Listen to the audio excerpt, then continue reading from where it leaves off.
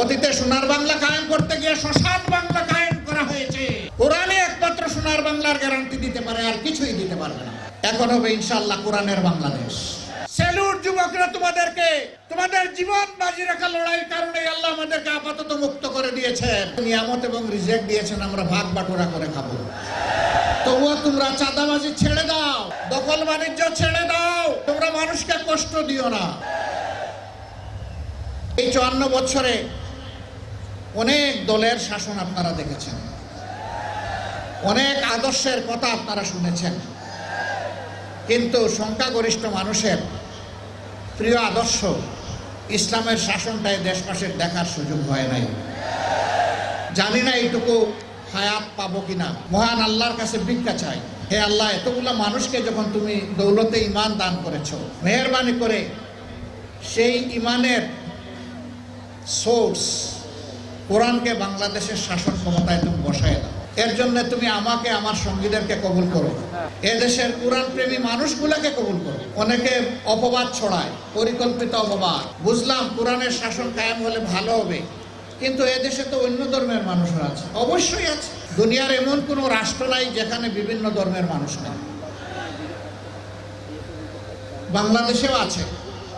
কত পার্সেন্টেজে আছে এটা আমি বলতে চাই না। কেন বলতে চাই না? এটাও আর একটা বৈষম্য।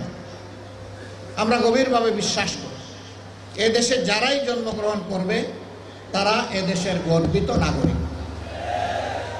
ধর্ম তার নিজস্ব ব্যাপার, রাষ্ট্রের দায়িত্ব হচ্ছে নাগরিকের হাতে তার অধিকার তুলে দিতে হবে।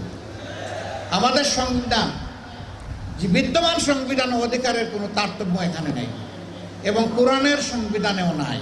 একনল হ্যান্ড ওয়াশ 100% প্যারাবেন ফ্রি, তাই নিরাপদ হাতের জন্য আস্থা রাখুন একনলে। এখন আমরা যারা বলি কোরআন এক জিনিস, রাজনীতি আর এক জিনিস, না ভাই, এটা ঠিক না। দুনিয়ার সর্বশ্রেষ্ঠ রাষ্ট্র ছিল মদিনা কেন্দ্রিক রাষ্ট্র।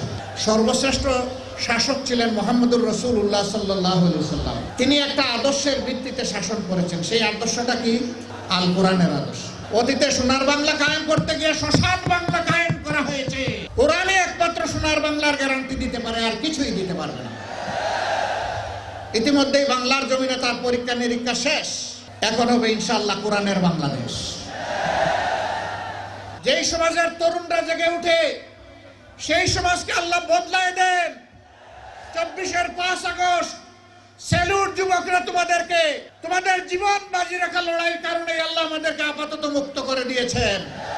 চিরমুক্তির জন্য এবার জেগে উঠো, এবার শপথ নাও, আমরা বাংলাদেশকে কোরআনের আলোকে গড়বই গড়ব ইনশাআল্লাহ। আমিও তোমাদের সাথে চুল পাকা, ব্রু সাদা হওয়া, দাড়ি সাদা হওয়া এক জীবন্ত যুবক।